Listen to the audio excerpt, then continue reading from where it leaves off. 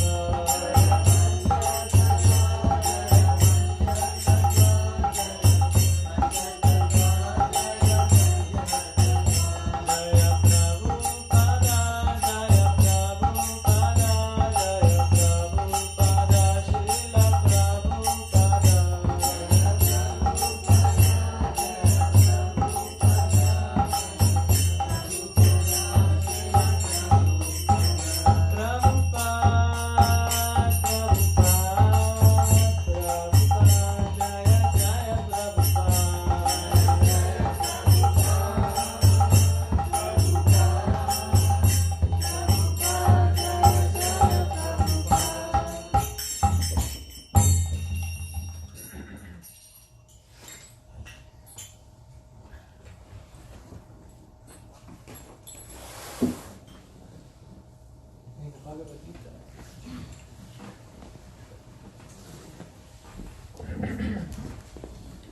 Om Namo Bhagavate Vasudevaya. Om Namo Bhagavate Vasudevaya. Om Namo Bhagavate Vasudevaya. Om Namo Bhagavate Vasudevaya. Om Namo Bhagavate Vasudevaya. Om Namo Bhagavate Vasudevaya. Hare Krishna.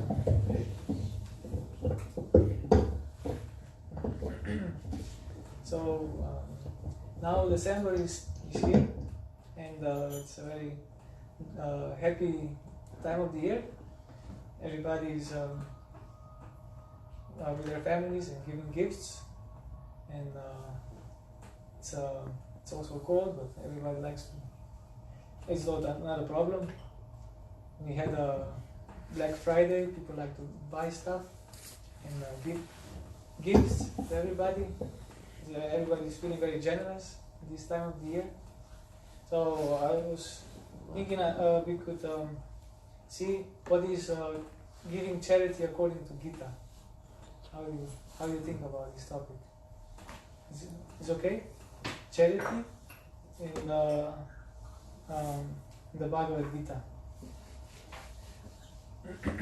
So I'm gonna read a few verses. So it's in chapter 17, the divisions of faith. We have the three modes explained. You all heard about the three modes of nature. Anybody can tell me the three modes of material nature? The mode of goodness. Mode of goodness, yes. Mode of passion. Mode of passion. And the mode of ignorance. Mode of ignorance. Correct. Thank you. So everybody knows them. And this chapter tells us how these modes influence us. How we are, and also the activities we do can be in these three kinds of modes. We can do things in ignorance, we can do things in passion, or in goodness. So I'm going to read text 20 in chapter 17. Dattavyamiti adanam diyate nupakarine deshe kale cha patre cha tadanam satvikam smritam. So charity given out of duty without expectation of return at the proper time and place and to a worthy person is considered to be in the mode goodness. So 3 verses, each talks about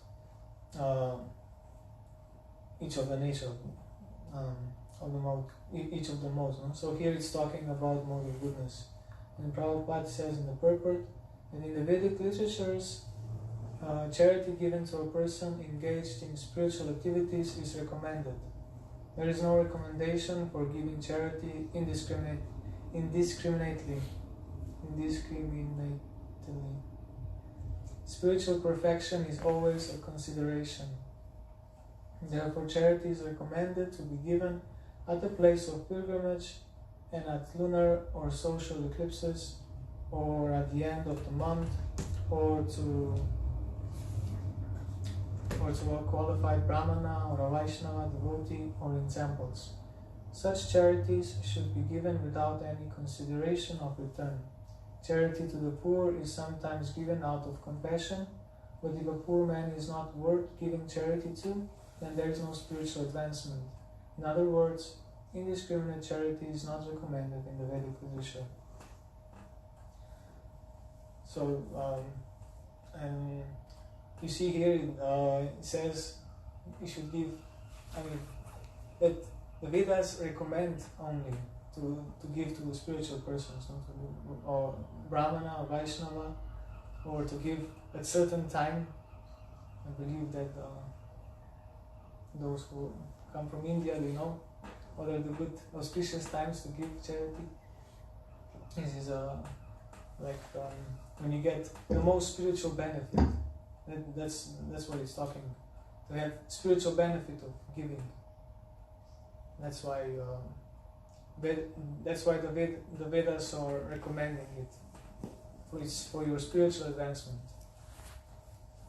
That's why you shouldn't give just to anybody. As it is said here in the next chapter, the next verse says, Yatu pratyupakarartam phalam mudishya vapuna dhyate cha parikristam tadanam rajasam smitam. But charity performed with the expectation of some return, or with a desire for fruitive results, or in a grudging mood, is said to be charity in the mode of passion. So charity just doing business is a mode of passion. You give charity to a hospital, example. You make a big hospital for liposuction, so people who have lots of troubles coming out of their beds because they're eating too much. They take liposuction so they can live normally. It's a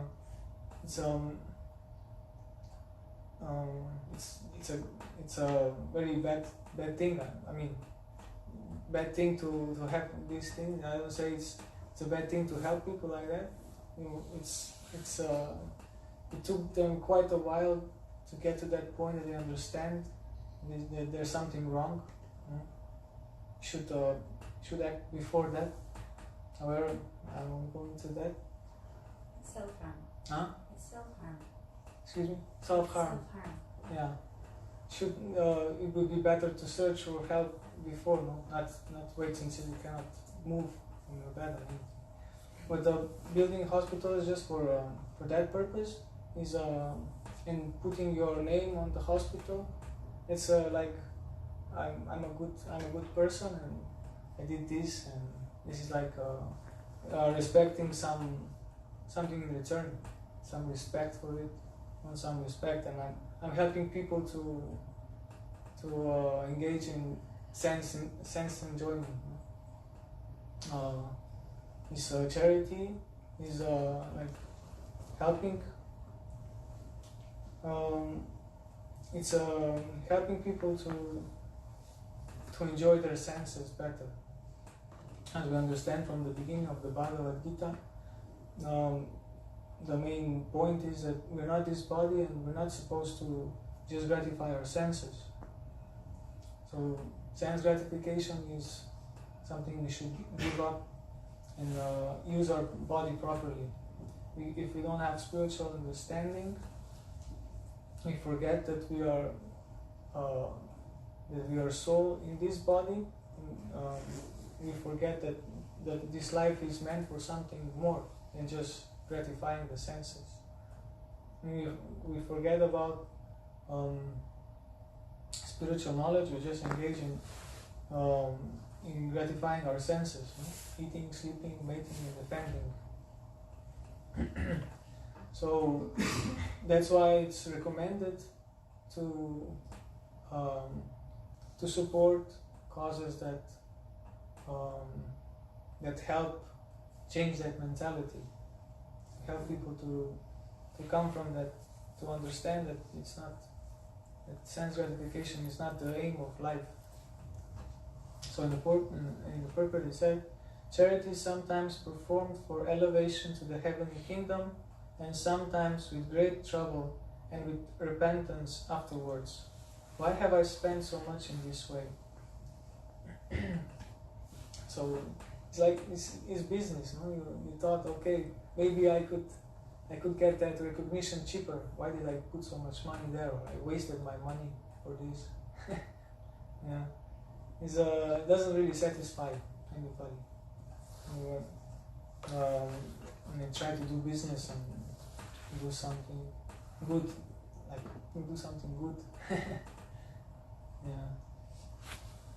Charity is also sometimes given under some obligation, at the request of a superior. These kinds of charity are said to be given in the mode of passion. There are many charitable foundations which offer their gifts to institutions where sense gratification goes on. Such charities are not recommended in the Vedic literature. Only charity in the mode of goodness is recommended. So there are many organizations. They collect money and they help people. But what is their help? They only help the body. They feed the poor, but there are still so many poor. And it's just like they just use them for advertisement. They're doing so much good and giving all this food and clothing for all the poor people, but the actual help means that you help them to help themselves, right? I don't know, I've never been there, I don't know how it really works, but the actual help is you don't give a person a fish every day, you teach him how to fish. I'll give this example. Better you teach him how to garden. No? Not give them a carrot every day, but teach them how to garden, how to make their own garden and survive with the land. Today nobody knows how to do this. Live from grocery stores. You just need some money and you'll be okay. And nobody knows how to make their own food anymore. So that is you understand this is better, no? You give knowledge, not to maintain people day by day and keeping them unable to help themselves. Because if they're unable to help themselves, then you're the good guy who's helping them, and they're depending on you. And this is the tendency. We want to be superior to somebody. We want to have many poor children who cannot help themselves, and we are the ones who are helping them. And it is not actual charity. No? So there's another type. It says, Udesha Kaleya Dhanam Apadevyascha Diyate Asat Kritam Avagyatam Tattamasa Mudahritam. And charity performed at an impure place, at an improper time, to unworthy persons or without proper attention and respect, is said to be in the mode of ignorance. So here it's talking, I just read the proper first. Contributions for indulgence in intoxication and gambling are not encouraged here. That sort of contribution is in the mode of ignorance. Such charity is not beneficial. Rather, sinful persons are encouraged. Similarly, if a person gives charity to a suitable person but without respect and without attention, that sort of charity is also said to be in the mode of darkness. Let's have a sip.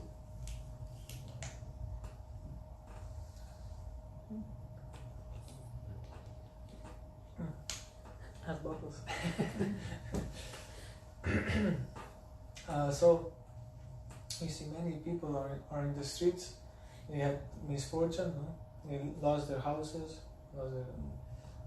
many people are living in the street here in Dublin and everywhere in the world. You can see people don't have work, they don't have place to stay. They're having problems with drugs, alcohol, so many addictions. So this is these are the people that are struggling with the mode of ignorance. Actually, no? They are in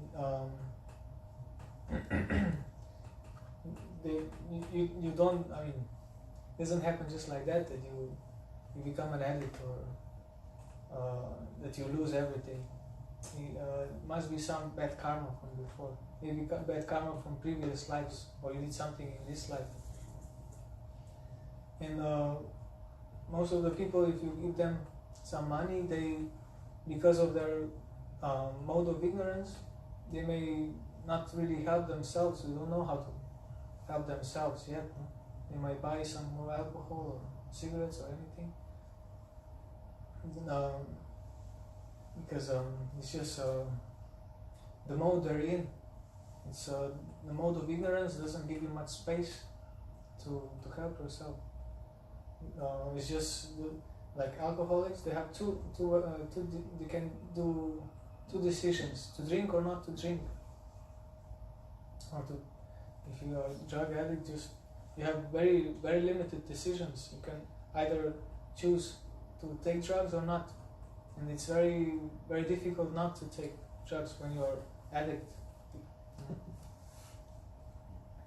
It's mode of ignorance is very limits the person. It's very strong, covers the person in darkness. That's why it's mode of darkness. The mode of passion gives you lots of energy. You're able to do many things. You're very fast and you're very strong, but you don't really know what you're doing, so you're just running in a circle. But mode of goodness is the one that's illuminating, gives you. It's a mode of light. You understand things better. You can think. You are more. You have more liberty, or more freedom to choose. So these are the modes, and when we are depending on which mode we are in, it's how we usually choose. That's how we move around the world. We can see, or we can examine ourselves. Like, do we like to go in the park, or do we like to be in the busy city center, or do we like to go to a pub and nightclubs and stuff? These are the different places where the different modes are predominant. So if you don't mind your room to be messy and I don't know, have trash everywhere and stuff, it means you're kind of in the mode of ignorance. You don't mind to have mess in your room. But if you're very organized, you have very light space and pictures and have very nice surroundings in your room, it means that you are cultivating mode of goodness. And this mode of goodness doesn't come by itself. It's not that you just let it. You have to do something to get to the mode of goodness. It's different for the mode of ignorance. You can just leave everything, and the mode of ignorance will come in. You can just sit down on the couch. And, it's like that in this world.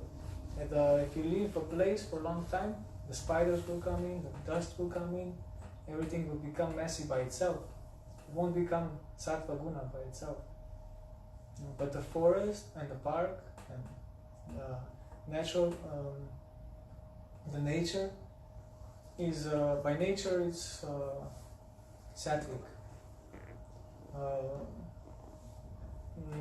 Like the animals, they work in this way that they clean up their surroundings. The ants, they're the main cleaners.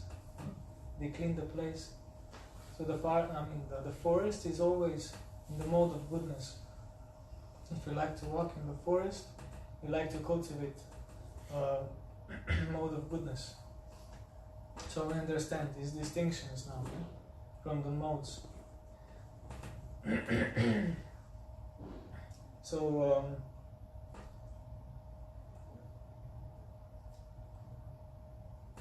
we are talking about mode of ignorance, and people that are in mode of ignorance. It's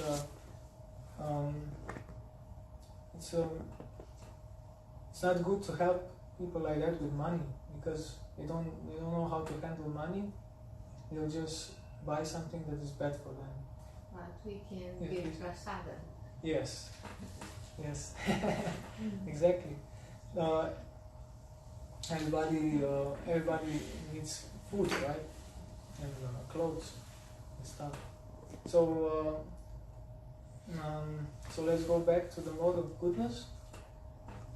What Bhagavad Gita suggests is that we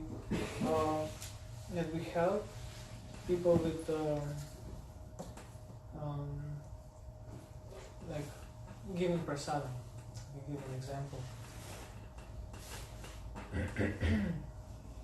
And it says charity should be given out of duty, without expectation of return, at the proper time and place, and to a worthy person considered in the mode of goodness. So even if you're given prasadam, you give it to a worthy person. Now, what does it mean? A worthy person is the one who's hungry and is able to respect the food, not somebody just push food in everybody's mouth, and somebody's not hungry or somebody won't respect and just throw away and won't like that food. Understand? There's like some people, they like to go to Africa and post some videos how they're helping people and they just go around and give sandwiches to everybody. Some people don't really appreciate it, they're not really hungry, or it's like or they feel like, what is this guy doing now? He's feeling he's such a big person, he's going to give me a sandwich. So you have to see, you have to be conscious of the person you're giving to.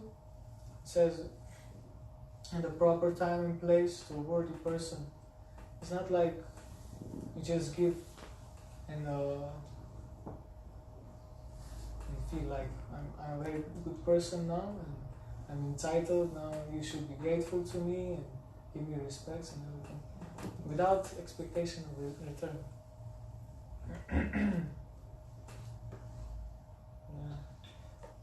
Yeah. And also another thing is that now worldwide this book distribution marathon started. How many of you know about it? Can you lift your hands? Okay. So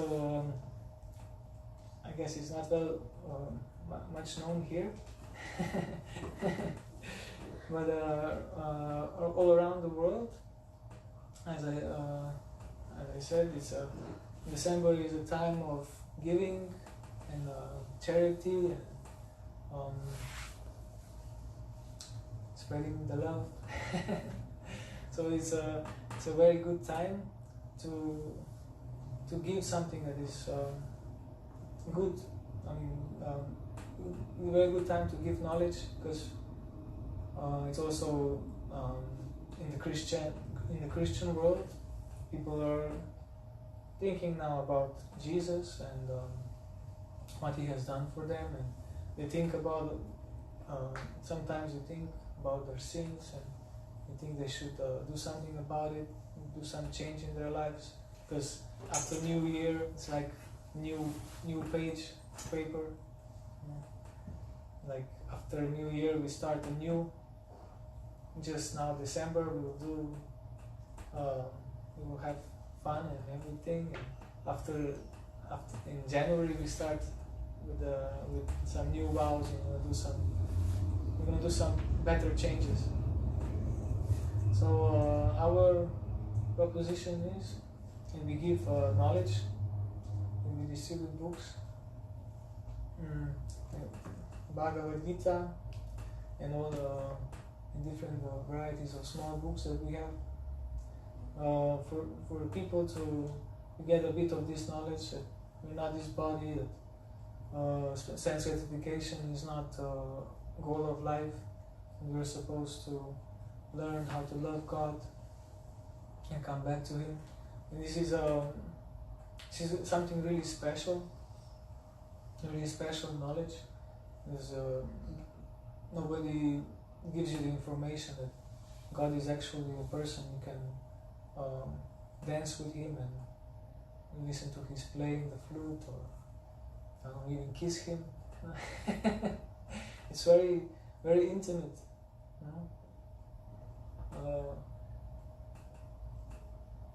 So this knowledge is meant to bring happiness to everybody. You just have to find people that are ready to accept that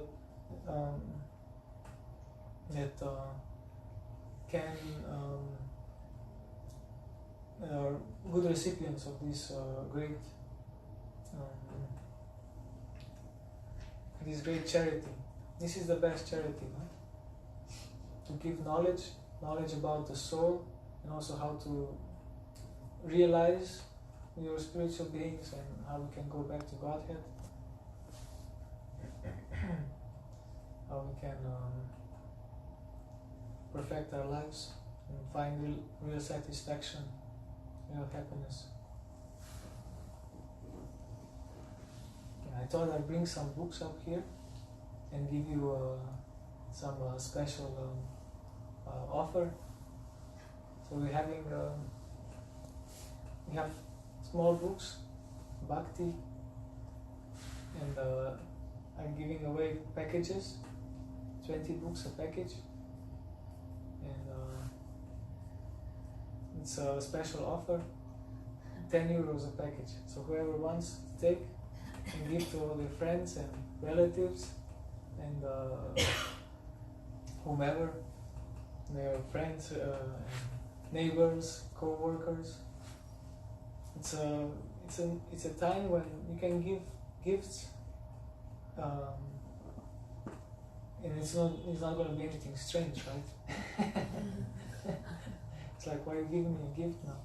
It's the time of the year. I respect you. I'll give you this because I know you can understand. Because I know you're intelligent. You can understand these things. And that is it's a good gift, I think. You agree? Yeah, so whoever is interested, you can tell me and I can get you some package of books, how much you want, so you can distribute. In this marathon, which started already 1 week ago. I'm from Slovenia, and I get news from there, and they already distributed lots of books. I don't know the number today. They were very, very enthusiastic. In 3 days they did like 600. And they have big books, and those books, Slovenian books, are more expensive. To print those books is more expensive because they're printing less quantities. English books are more available. It's much easier to print them. I mean, you can print more, bigger quantities. And that's how the prices go lower. Yeah, so devotees are distributing these books all around the world, and people are in this euphoria of buying stuff. So when they buy something like this changes their lives completely. I myself bought Bhagavad Gita in December, and it was just the atmosphere. Like, atmosphere in December is like you like to be at home and read. So I started reading, and everything changed.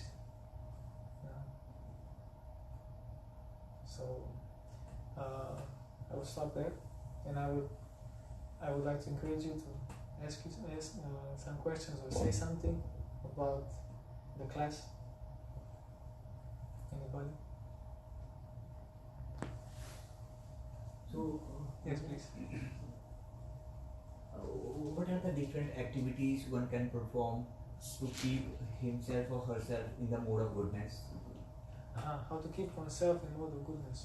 I mean, in our day-to-day life, how can what kind of activities we can do to keep ourselves in that mode? Well, I think it starts with our home. So we start at home. We put our place in nice order. We clean our place. If I have some problems, I clean my room. it's very good way to start. Yeah. And then you make an inventory of things you have, and you see like how many things you have, and you put them together. You understand you have too many things. You won't feel like you have to buy so many new things. Just put things in order, clean them. Those things that are dirty, you clean them. It starts with your home, and then you can do some things like you can write down some ideas that may come when you're cleaning. Cleaning is very good practice. You may listen to some Kirtan when you're cleaning, and you will also get some inspiration from the Paramatma, because Paramatma is happy you're doing something. And she can, Lord Krishna as Paramatma, he will take advantage of this. If you're doing something good for yourself, you're receptive to understand more. And when we're doing some things like that, the Lord is much much easier to understand. If we are the more we are involved with goodness, the more we can perceive the Lord in our heart, who's there to give us inspiration. And the Lord is always there. He's always trying to tell us some things, but if we are not cultivating mode of goodness, we cannot perceive Him so much. So cleaning your place, and then write down your goals. Or whatever is troubling you, whatever you're struggling with, what's your tamaguna and what's your rajas, what are the obstacles, and then work on it. Like to be organized is a very good strength to cultivate mode of goodness. Organized and clean, and then you will understand what is good for you. If you need some more exercise, you may walk in the park, or because it's important to have a healthy body. The body that is influenced by diseases is naturally taken down by mode of ignorance. The disease is mode of ignorance, and it's taking down our consciousness. So when we are diseased, we just think about our body. And when we are healthy, if we're not so much in passion, we think about higher things. Passion is when you're healthy, you just want to enjoy the heck out of it. Enjoy everything. Or make more money to enjoy more. That's passion, no?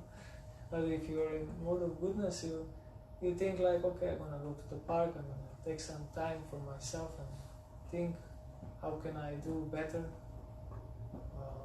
And then actually do it also. Not just think about it. Overthinking is also bad. Just thinking, and so many ideas come, and then thinking about all these ideas and never coming to the conclusion. It's not a good sign.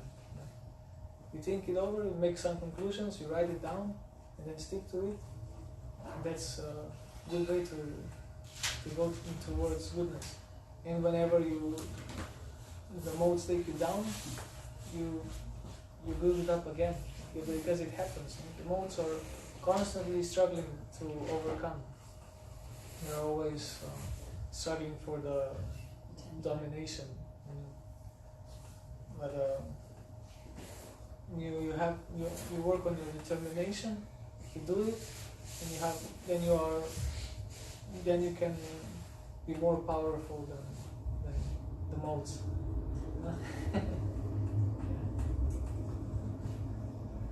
Like, this is more general, but Yes, please. Yeah. What if you like all of the places that you mentioned, like the park, Yes. like the pub, because that's where I play rock music. Uh-huh. So I can really, it's a place I go to. Mhm. So it's like I find like I like to have balance, Mhm. and not rule it out completely and push myself into isolation Yeah. and just live in a tree. Yeah. Because that, that's a way of living. But I also feel like because I'm a rock musician, it's important for me to get out and Yeah. be in the venue, Mhm. and not so much to demonize the venue, Yeah. but to probably cultivate the mode of goodness so that people have discipline when they go to venues like that, not to indulge in them too much, Yeah. because it's not all bad. I just want to put a bit of perspective on things. Thank you for your perspective. Yeah, I didn't want to make it like that. Only the park is good place. We live in the city here, actually. Of course, yeah. Yeah. I grew We up in are. the city. We live in the city, and it's a passionate place. No? So just being conscious of it, that energy is here. It's like that. It influences me. I yeah. I heard that from a friend who's Krishna conscious, that Prabhupada walked down the streets of London and said, "This is Krishna," and all of it is Krishna, the whole thing. And as much as we know, it can create duality in our minds if we start going, oh, this, keep away from this and don't go there and be this, and then you become like fearful of existing in the material world, when really I feel like it's good to be able to be one with everything as it is and do the best that we can. Thank you. Yeah, I agree with this. As I said, as Prabhupada, he whatever he was in Vrindavan. He could see Krishna everywhere. And for those who are practicing, we're trying to practice and elevate ourselves through the modes. We go gradually and have to understand. When we're still influenced by the modes, and we try to choose places that are better for us, no? And we can easier cultivate the modes that we want, right? That's true. Yeah.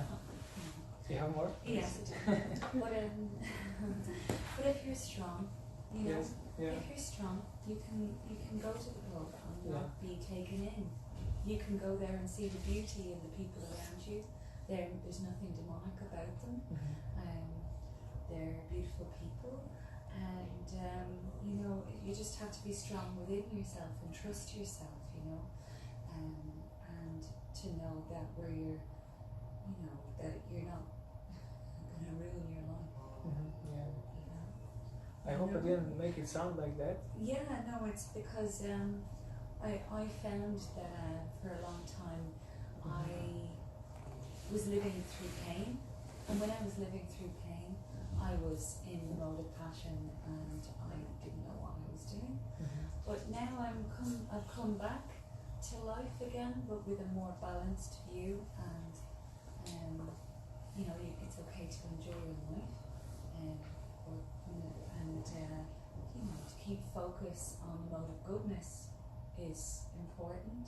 But you can take that mode of goodness anywhere you go. You can. It's possible to do that. Yeah. Not segregate yourself and make yourself, only go there, only go here. Krishna wouldn't approve if you went there. Yeah. I don't know. I understand. I agree. This is what I was talking about is more external, right? Yeah. So for somebody who has internalized Krishna consciousness, Yeah. you know, he's not affected so much by external things, right? Yeah. Yeah. So when you have your internal spiritual life developed nicely, and you're not influenced by the places where you go. I agree with that. And I'm sorry I didn't want to make all these places look bad. It's just I was just explaining what the difference between the modes. Oh, yeah, I was trying to explain the difference between the modes, which affects people that are not, that they don't know this knowledge about Krishna consciousness. Affects more. It affects them more. But for those who are in the process already, it's much more easier to overcome, and they can understand the difference between them. No?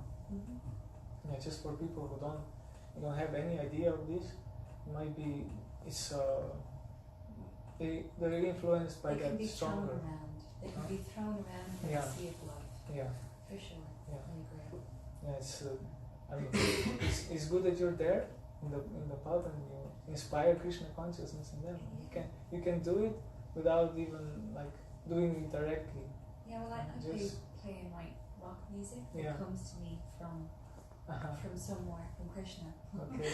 So I've been channeling since I was 15. Okay. So I've had a very close connection with God. So yeah, I felt very close, often more close to God than people. Mm-hmm. And as a songwriter, you know, I think a lot of songwriters and poets and artists understand that connection and are very deeply and intimately connected with God, you know, and like they may not have even have needed Krishna consciousness to even connect with God, but it is beautiful that Krishna consciousness exists to put a vocabulary and a language around the connection with God, which I think is very beautiful, and community as well. Okay. Thank you very much. Anybody else? Anything?